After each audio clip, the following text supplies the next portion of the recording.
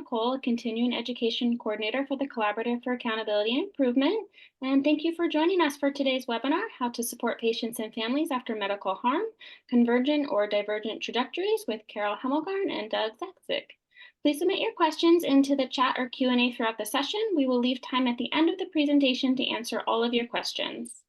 I'm thrilled to introduce today's speakers. Carole Hemmelgarn is currently the Senior Director of Education for MedStar's Institute for Quality and Safety, the Director of the Executive Master's Program for Clinical Quality, Safety and Leadership at Georgetown University, and also a founding member of Patients for Patient Safety US. Doug Zatzick is currently a professor in the Department of Psychiatry and Behavioral Sciences at the University of Washington School of Medicine. Over the past 2 decades, he has developed a public health approach to trauma-focused research and clinical work that has emphasized clinical epidemiologic, functional outcome, and early intervention studies of post-traumatic stress disorder and related comorbid conditions. Thank you so much for being here. And with that, I'll pass it over to Carole to take it away. Thank you, Nicole. Next slide, please. And if you'll build this out, Nicole, if you'll hit next and one more time. So welcome, everyone. We're here today to talk to you about harm, and in particular, intergenerational harm. So I want to first start and brush up on everyone's Latin skills. Many of us know primum non nocere, first do no harm. But many of us do not know the second Latin term, which means second do no further harm. The first time patients and families are harmed, it's unintentional. Most people in healthcare do not go into this to harm anyone. But what happens with the second harms, which can be intentional, is when there is a lack of transparency, honesty, and truth-telling. Next slide. And that's what we're here to focus on today, is how important it is after harm to tell patients and families what has happened to them and with their care. We need that transparency, and we need it for sense making. Next slide, please. What we so often receive is silence, and silence is deafening. And we're on this quest to often find out what has happened to us or our loved ones. We need to know, because no one has come to us and has been forthright about what has happened in ours or our loved ones' care. And so this silence puts us out there to try to understand, and as I said, make sense of the harm that has happened. Next slide. But along with this comes abandonment. When we don't hear from the organization where the harm took place or the care providers that were part of our team, we're abandoned. And that's just another harm to us. And oftentimes this abandonment can be pushed out to family and friends that want us to be who we were before these events happened. Next slide. So what happens with us is we live with 2 constant companions sometimes. On our right shoulder, we have loneliness. And on our left shoulder, we carry this guilt, this isolation. And this is very hard to move forward after these events. Next slide. In particular, many of us know about the Kubler-Ross grief cycle, and we know there's still controversy, I should say, because this is not a linear thing. But when patients and families don't have the information that they need, they oftentimes cannot go through this grief cycle. They get stuck because they're still in search of meaning for what has happened to them or their loved one around the harm that has occurred. Next slide. So as I said, one of our focuses today is to talk about intergenerational harm. And the thing is, you're not going to find in the literature some of what I'm sharing with you today, because what happens after harm events to patients and families is not tracked like it is in healthcare. When something happens in providers' world after they've harmed patients or families, oftentimes you hear if they've gone through a divorce, if they're struggling with alcohol, drugs, if they've attempted suicide. That is not available to track for patients and families. So what I stumbled on in the past year or two has really been the harm to our children. And in particular, how I found this out is I was talking to a couple other women who have had harm in their lives, either lost children or have been harmed themselves. And we started talking about our teenage children. And you could tell we were talking on the periphery. And when we all got to the point, we realized that our children all had mental health issues. Some as extreme that they had attempted suicide and had to be put in behavioral health settings, others that were seeking treatment. And the common theme that had emerged in our children finally telling us it was that the loss of either a parent or their sibling, that they had been struggling. And we heard oftentimes it was because as parents, we were absent. We were absent because we did not know how to grieve properly. We were still trying to find answers. Next slide.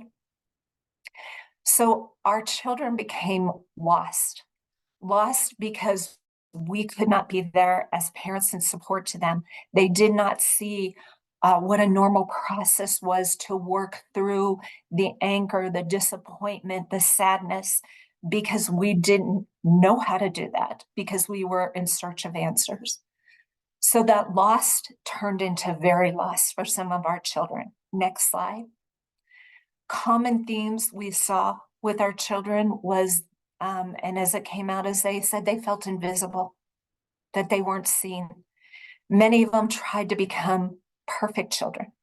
They figured if they were perfect, that maybe we wouldn't be so sad, or in search of the answers, trying to make sense of what happened to either their sibling or in their own personal care.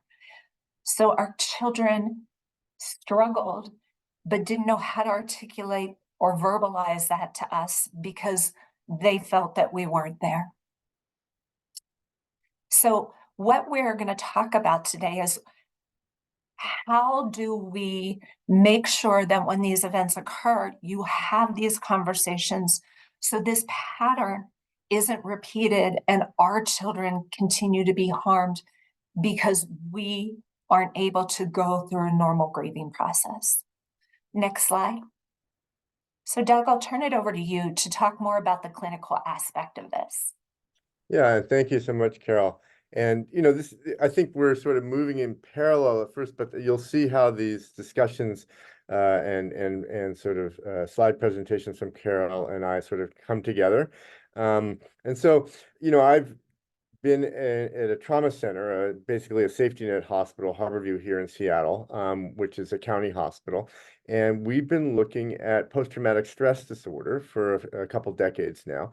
And so what I thought I'd first do is describe kind of the essentials of post-traumatic stress, and we can talk about DSM-4 versus DSM-5, and but there are nuances, but just to get the essence across to you, and then talk about some studies that we've done that have been supported now nationally by the American College of Surgeons Committee on Trauma, where we're to the point in trauma care systems, right, at U.S. trauma centers, where if you come in and you're at risk for a emotional disturbance like PTSD, there's mandatory screening and referral.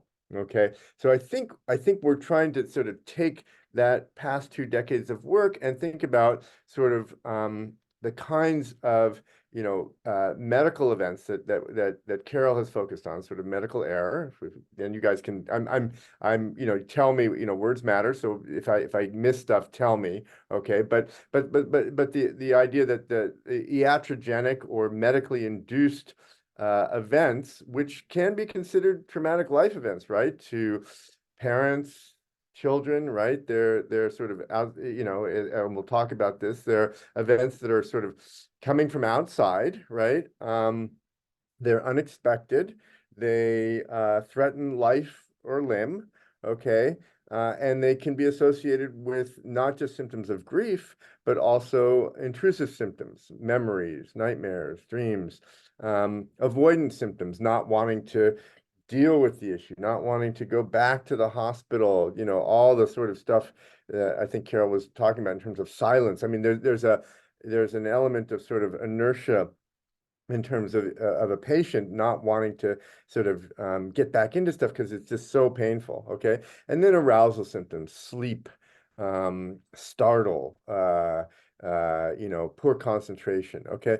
Traditionally, for post-traumatic stress, you have to wait a month, but all these symptoms can be present immediately after the event. And importantly, all the symptoms we're talking about are associated with impairments in work, in social and family interactions, and sort of even physical functional impairments like climbing stairs, getting around the community, going bowling, working a vacuum cleaner.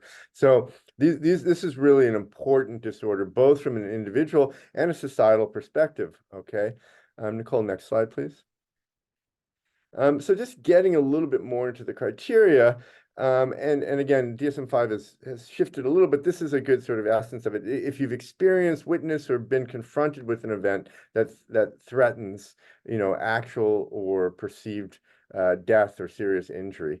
And the second part, you know, is a little more. You don't always have to have had these intense emotions, okay? But often they do involve intense emotions, these traumatic life events, okay? Next slide, please. And again, the intrusive symptoms would be considered memories, flashbacks, which is like, you know, all of a sudden being consumed by the event so that you kind of, for a moment, forget, where am I there? Am I here? You know, what's reality in a sense, but come back to understanding, oh my gosh, that was just sort of a really intense visual, emotional, physical reminder, okay? And then distress when there's memories, nightmares, flashbacks, distress, a lot of distress when the event comes back in an unbidden way. Nicole, next slide, please. And then on the other end, you know, you're having these events come back to you, and at the same time, you're trying to push them away. You really don't want stuff that reminds you of the event. You're in a car crash, and you just don't want to go back to the intersection where it happened. You don't, in the hospital, you don't even want to watch the crash, like anything that's going to remind you of cars on TV or screeching brakes. The door slams and you jump, you know. Amnesia, like forgetting the event, emotional numbing, and there are a lot of emotional symptoms, shame, guilt, around that can be associated with overwhelming life events and trauma, social isolation, and also feeling like your future isn't going to extend, that it'll be cut off. Okay, next slide, please. And then finally, the arousal symptoms, not being able to sleep, being exceptionally irritable, being vigilant, startling, not being able to concentrate. Many of these, you know, Carole was talking about the impact of a parent who's been exposed to a major loss or event, or, you know, unfortunate medical circumstances and an error, and the impact it may have on parenting. You know, you can see if you're consumed by these sorts of arousal experiences and intrusion and avoidance, you're not going to be as solid in relationship with kids, right? So really important to hold in mind. Next slide, please. So we've done a series of studies over the past couple decades, and we started with studies on alcohol and found that the trauma surgeons of all medical groups were very, very organized. I don't know if you've, you know, and a lot of this sort of speaks to organization, I think. But the surgeons, American College, you know, it has a power. They have lobbying offices, you know, 4 blocks from Congress. They're very sort of the quality improvement programs. I don't know if Avery Nathans runs the TQIP, trauma quality improvement, but they're very structured, and they believe, like, if they have a resource guide, which we'll look at. Those are the rectangles that basically dictate what you need to do to be a trauma center.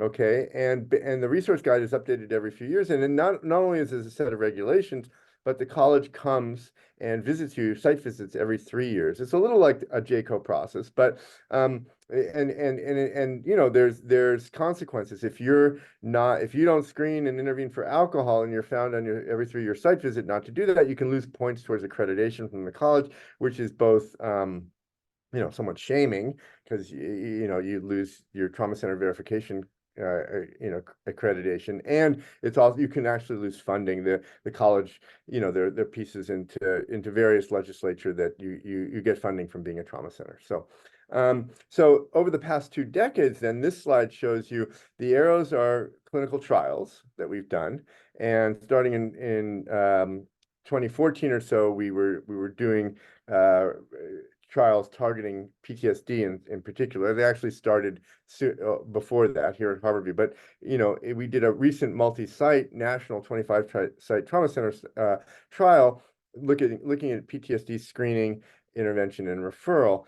And we now, and I'm sort of jumping ahead a little bit, but this helped sort of catalyze a requirement for behavioral health screening and referral at trauma centers nationally. So it's a requirement now.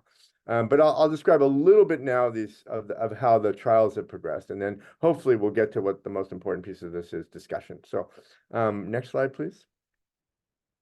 So and I'm going to be a little bit academic here because I think that it's important both to have sort of, as you see, an important sort of regulatory piece in the college, and then we've been very fortunate to have funding to study post-traumatic stress and other behavioral disturbances at trauma centers. So and this is kind of at the interface of implementation science and pragmatic trials. So basically, every trial we do, whether it's a single site study here at Harborview or a national study, we are at the beginning of the trial.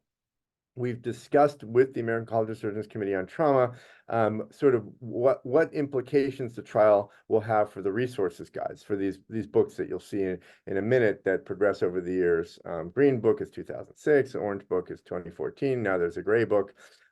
So what we do at the beginning of the trial is we outline the target in terms of the resources guide, and then we sort of have a policy summit in all of our grants, our pragmatic trials, at the end of the trial that sort of says, well, how does this trial measure up in terms of what we wanted to address in the resources guide?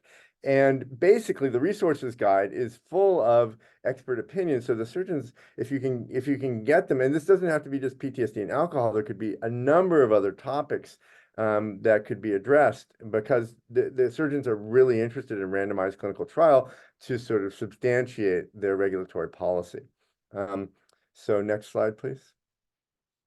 So this is the Green Book, and a series of studies done by folks here at Harborview, but way before me, and then I sort of tagged on later.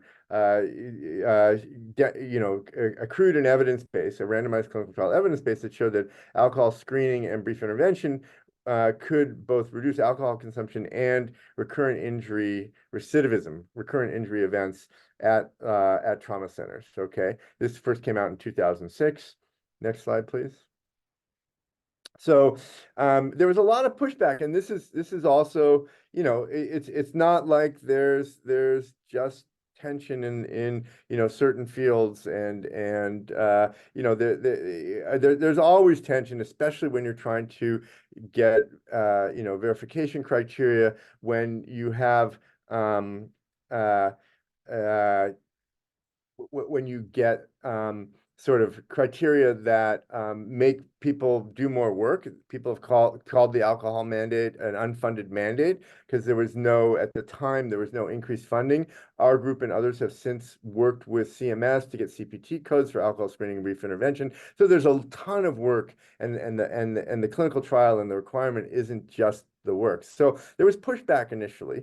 So we did a national study, okay, where we recruited 20 level 1 trauma centers, and we randomized them to a brief alcohol screening and intervention procedure versus mandated as usual. And it turned out, next slide, please. Let's see if I managed to put this. I might not have put the study in, but anyway, we published that study in 2014. We had our policy summit, and the college sort of gave an upgrade from the Green Book, which was there was a subtle level 2s didn't have to intervene. Then there was in 2014, after our US-wide alcohol screening and brief intervention studies, where we showed sites that got training in the brief intervention had better alcohol consumption outcomes than sites that didn't, in terms of patient outcomes.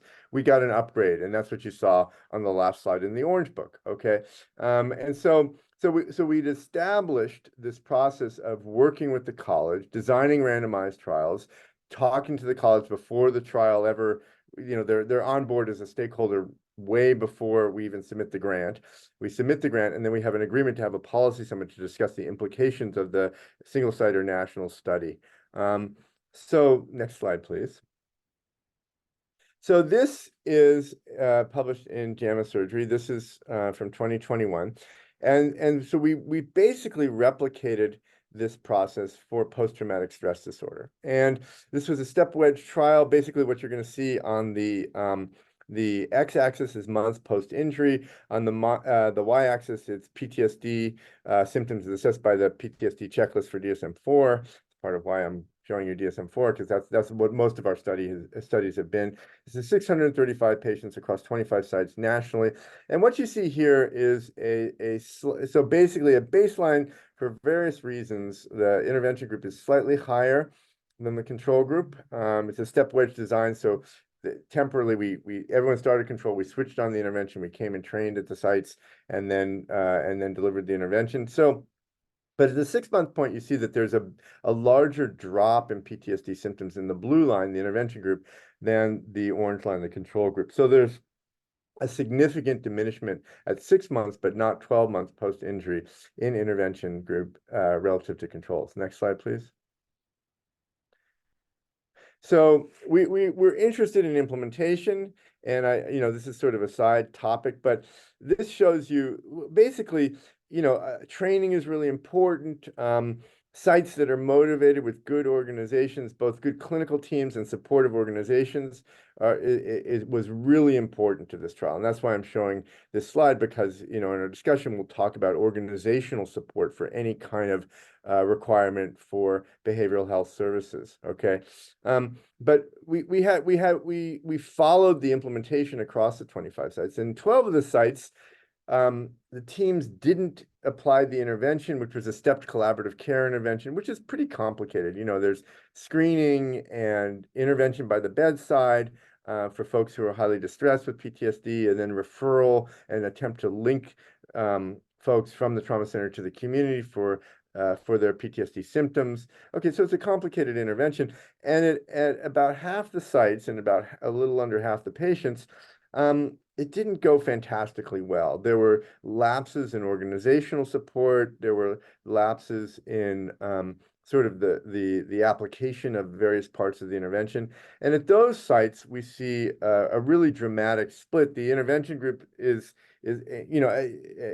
starts very high and stays high, and the control group starts a little lower and stays low. And it's actually part of the insight into this is we did an intervention training after the control period in the step wedge. So these sites, we think, learned about PTSD, and from our training, they were supposed to learn about the intervention, but they also learned a lot about PTSD itself. And so that's why they were then able, during the intervention period, which temporarily follows the control period, they were able to find patients with PTSD better. Okay. At the good excellent sites, these are folks who had really good trauma center leadership, organizational support, and really good interventionists. You'll see that there's a much narrower beginning of at the trial, like the intervention control group are closer, and the intervention, the blue line, actually drops below the orange line at the 3, 6, and 12-month time point. So the folks at the really excellent sites did a really good job of intervening. Okay. Next slide. So we had our policy summit, and interestingly, and this I think is for those of you who follow things like JCO visits and things, this is a very interesting process with the college. Because of the variability on the intervention side, we did not ask for an intervention mandate. Instead, we thought it would be really important to identify folks. It would be important to screen and have a referral process to providers either in the trauma center or outside of the trauma center. But we sort of held back on the intervention piece. The verification site visit every 3 years, we did not feel was something that was going to really enhance the quality of that intervention. And maybe, Nicole, let's just go back one slide. So we didn't feel we could address this gap, this gulf between fair, poor, and good, excellent with the every 3-year site visit. So we were cautious and didn't really recommend the intervention that we implemented in this trial. but we thought that there was enough to the screening procedure and perhaps referrals where, Nicole, next slide, please. We could require nationally. It's sort of a stepped, sort of incremental approach to improving the quality at trauma centers of folks who have had major trauma events that threaten life, limb, impact themselves, their family members, and now we thought the screening and referral would be a nice incremental step that was in tune with our randomized pragmatic trial, multi-site evidence base. I think we're going to go back to Carole now. Yeah.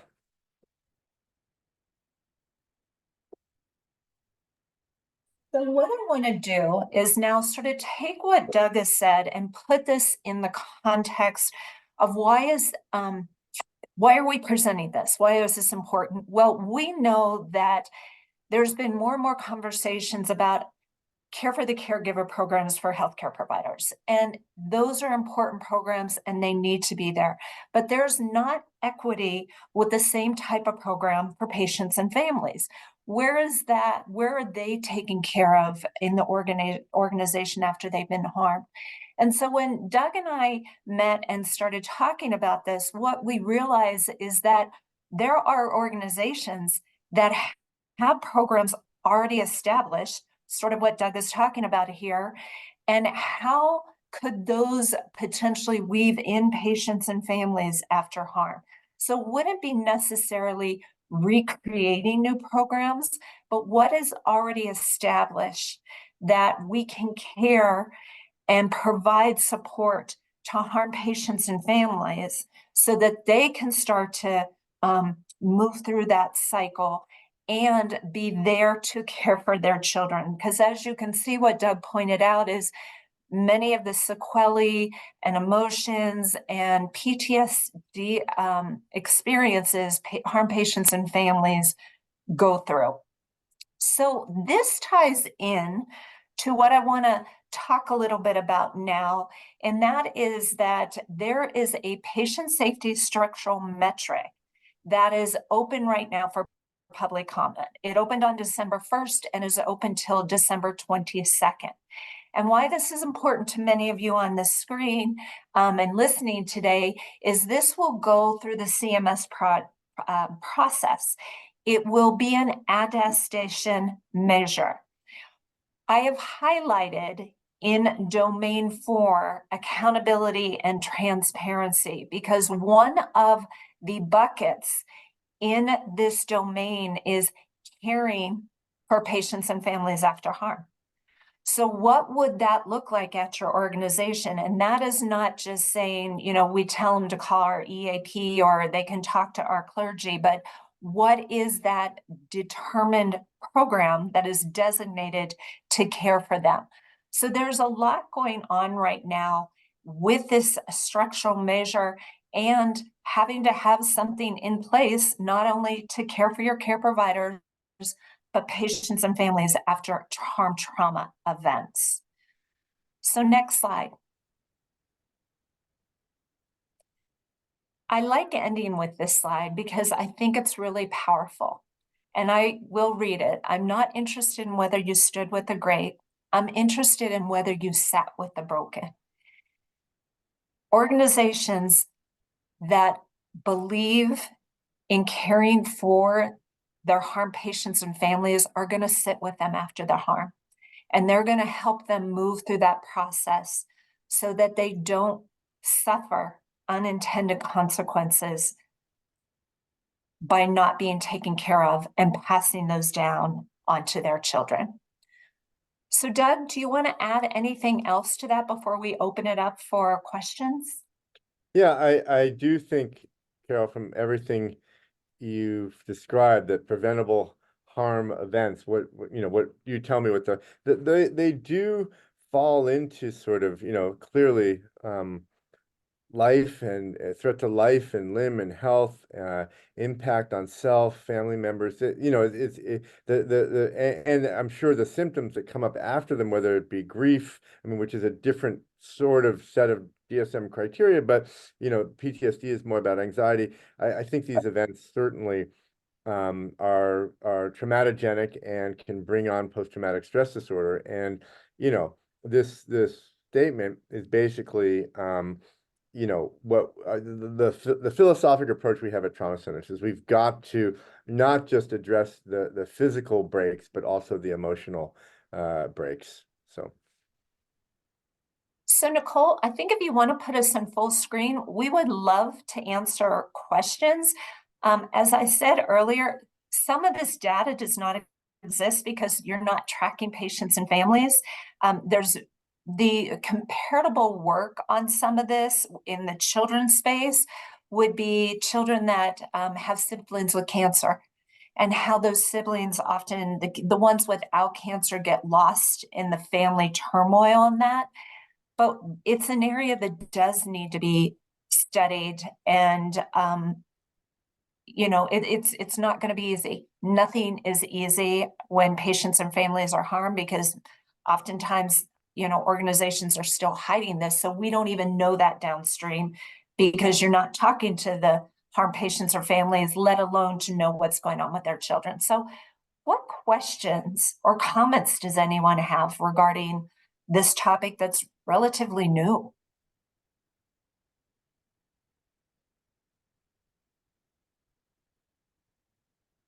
Yeah, I can just dive in. I mean, I think, 2 decades is a long time, but where we kind of started was, kind of gathering groups of people who've been trauma exposed and following their experiences over time. And I'm just wondering if anybody, on the call, like if there are those types of studies, and I'm not as familiar with this literature, I know others are, but sort of what we call a prospective cohort study of, not just a couple people or case studies, but 100 folks who've been through preventable harm events and their family members.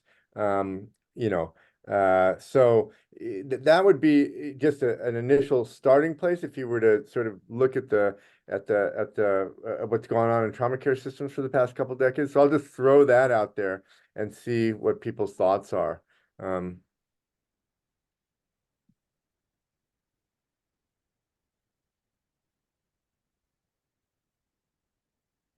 Well, while we wait for Q&A. people to type in some more comments, we did have a question come into the Q&A function. And when intergenerational harm occurs, would you consider the organization where the harm occurred to be accountable for providing mental health services to all of those who were affected? So I'll take a first stab at this, Doug, and then love your opinion. I think it's a twofold answer. One, I can tell you, perhaps some people would be like, I don't want to get that care at the same organization that harmed me, right? So what would be that option that an organization may have a partnership or collaboration with people outside the organization? The other is, yes, they could offer services internally. And I do think they should care for the patient and family and offer that. And it probably should be where the patient or family feels most comfortable. So, if they're like, I'm okay, I'll use the services that are internal to the organization, and or no, I don't, but what are you going to be able to offer me externally? Because this is sort of that continual harm, right? When, if you're on this and you're familiar with communication and reconciliation programs, and we think of, okay, once we've gotten to the end, we're done. Well, no, this is part of that whole process of reconciliation and moving through this. It's also part of the standard care for patients and families. So it has to be that continuum of care, providing those mental health services. Doug? Yeah, it's a great question, Dr. Gallagher, Tom. So I'll just tell you what's happening at trauma centers, because trauma centers, we're in the safety net setting, and incredible diverse patient population coming in and families. So there's a screen, and so the screening can be like questionnaire items assessing PTSD, depression. In this case, grief might be worth looking at. But then once people you screen with a lot of emotional distress, there's an initial visit by a social worker at really lucky centers that have clinical psychologists on staff. You could get a clinical psychologist who does an assessment. Okay. And then Carole, everything you're saying would be part of that assessment is what's the patient and family's preference in, in the same organization, out of the organization. And so that's where at this point the referral is made for the folks who are distressed. So there's identification, and then there's a referral. Okay. And some sites are lucky enough to have the resources to actually intervene. And this is, and to apply some interventions and have skilled providers, but that's not part of the current requirement. So maybe, hopefully, that's at least what's happening at trauma centers. I see there's another question about that. Or another question just came into the chat maybe, but I'll leave it at that. Yeah, we have had a couple more questions come in. I'll start with the one that's just in the chat, and I'll just read it out for everyone. So Sally asks, at the trauma centers that identified and referred high-risk patients and families to others, are specific grief experts and contacts provided instead of just advice that says, go see a professional? And specifically, with a shortfall of therapy professionals after COVID, how can these patients and families get the immediate care instead of waiting weeks, months to get professional outside care? So that's a great challenge. And so there's sort of this, and different trauma centers have different models, and it's in evolution, right? I mean, for me, working at trauma centers 20 years ago, I'm amazed the college is now requiring mental health screening and referral. So, but we're continuing. Our next study is to show that exactly what is sort of alluded to in this question, that a systematic process where a provider in the trauma center makes an initial referral that's tailored to the family and patient's desire. And then if that falls through, which, as we know, because we were all lived through COVID, referrals fall through. They fall through after COVID. There's a shortage of providers. Then there's a care manager, a care transition individual who's responsible for the care transition in our study intervention, who will re-refer and talk to people during the referral process and provide support so that they're not just dropped. Okay. We're comparing that to mandate as usual. Okay. So in trauma care, we think we strongly suspect that the folks who get the care transition expert and the re-referral and the support during the waiting period will do better. Okay. And this is the best we can do, is sort of this incremental study by study. At least we have a regulatory audience, a college that is interested in the results of these clinical trials.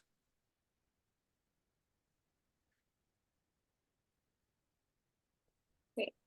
We have another question in the Q&A. Would you envision any boundaries to the duration of support? Would the organization be accountable for providing the support for as long as those affected would like it? So this is a question that comes up the more that we're talking about caring for patients and families after this. I think what's difficult is we can't necessarily tell you when some of these mental health issues may come up. So in the case that I'm talking about, these other different women, this was sometimes 10, 12 years later when these children were in their teenage years or young adult years. So the question becomes, how do you do that actuarial model, right? If you're going to factor in for potential costs down the road. Again, I think they do need to be there, those services. And some people may use them right afterwards. Some, it may be another trigger down in their life that triggers this PTSD that I know, Doug, you can talk to even more. And, we don't know necessarily what's going to happen with some of our children. So yeah, I do, but I know it's a difficult thing to, what is that monetary and how do you attach that? Doug? Yeah, it is hard. And I mean, that is something, even like normative PTSD, 12, 16 sessions of cognitive behavioral therapy. Like I think that really needs to be looked at. And I must confess, like I'm an acute care psychiatrist, and I'm more in the trauma center, and I don't do the outpatient treatment, although I help, like I do prescribe and things. I think there's a lot to be worked out there. And there is sort of delayed PTSD responses and also anniversary reactions. There's so many things that can happen down the road. You're trying to, at least you're trying to identify and get people solidified with referrals, and then there's that outpatient process that can be its own journey. And Doug, I'm curious, just a question. So in the work that you do, so whatever that life or limb event, who is paying for those trauma services?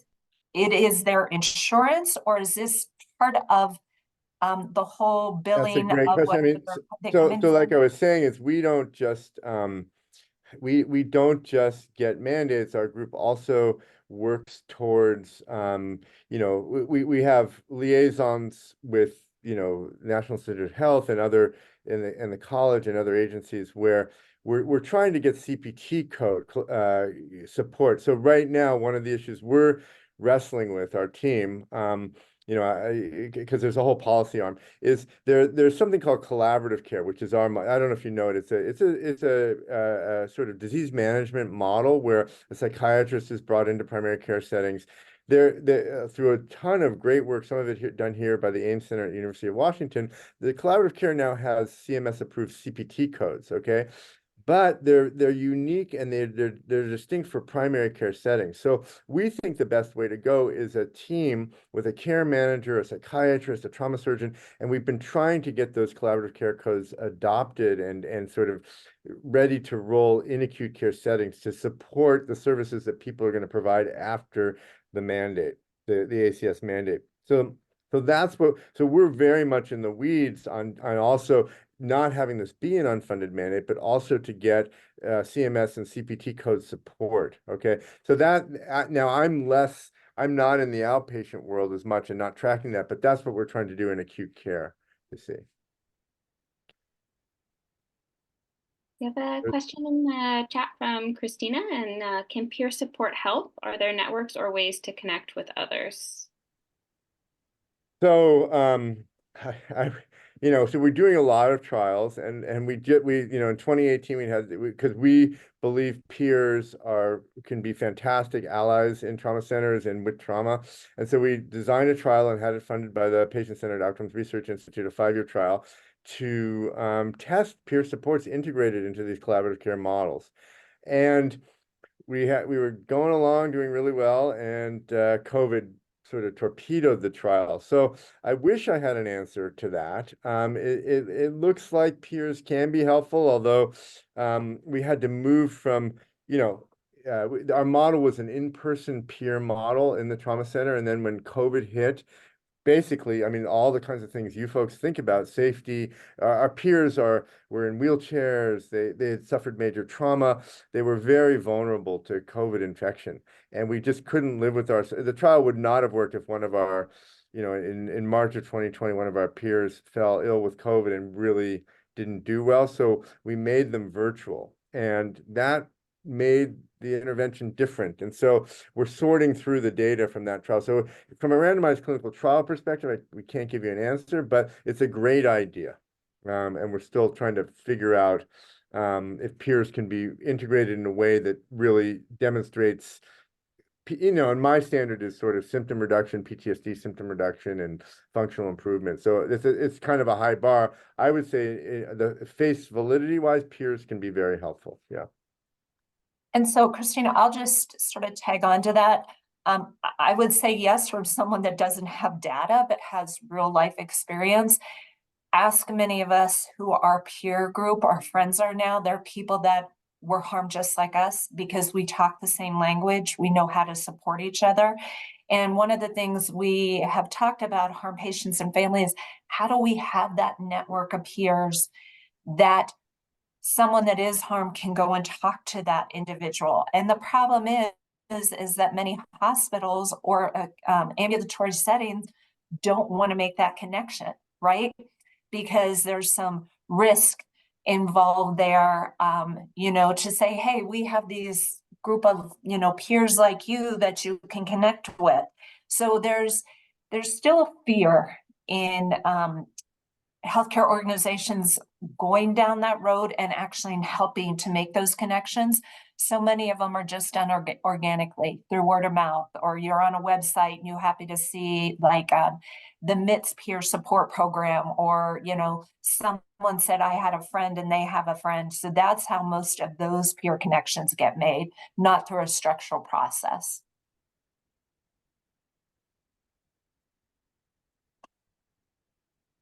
See, we have another question.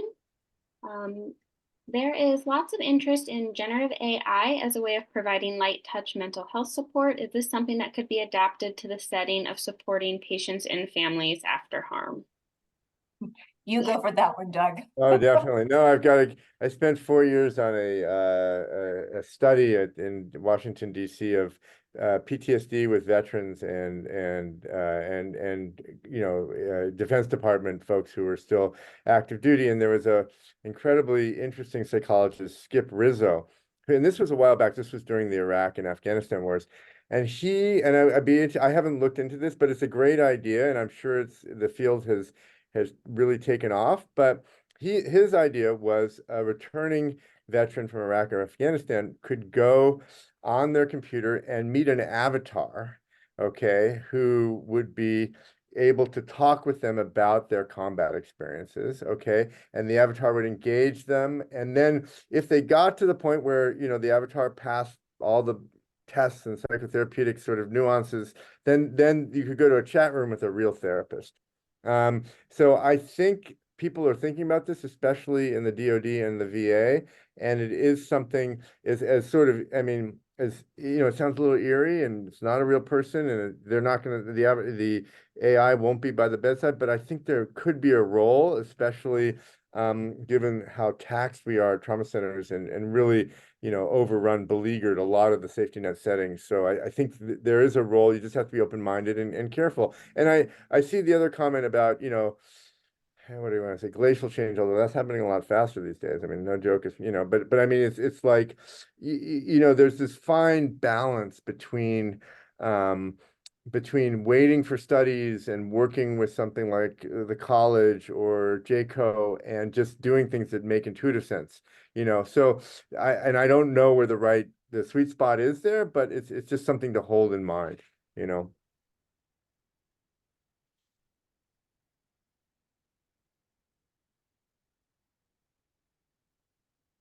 we have any final questions?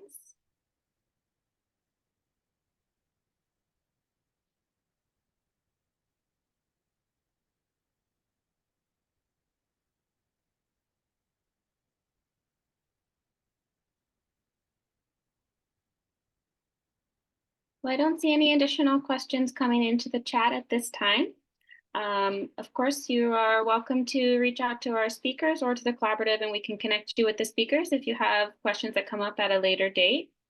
The webinar will be recorded and posted on the collaborative YouTube channel, probably sometime next week. And a link to that and slides will also be available on our website. So we hope you will share this with your colleagues and friends. And I'd like to give a big thank you to Carole and Doug today for giving such a wonderful presentation to all of you today. And we hope that everyone has a wonderful holiday, and we hope to see you in the new year. Thank you so much, everyone. Thank you. Thank you. Carole.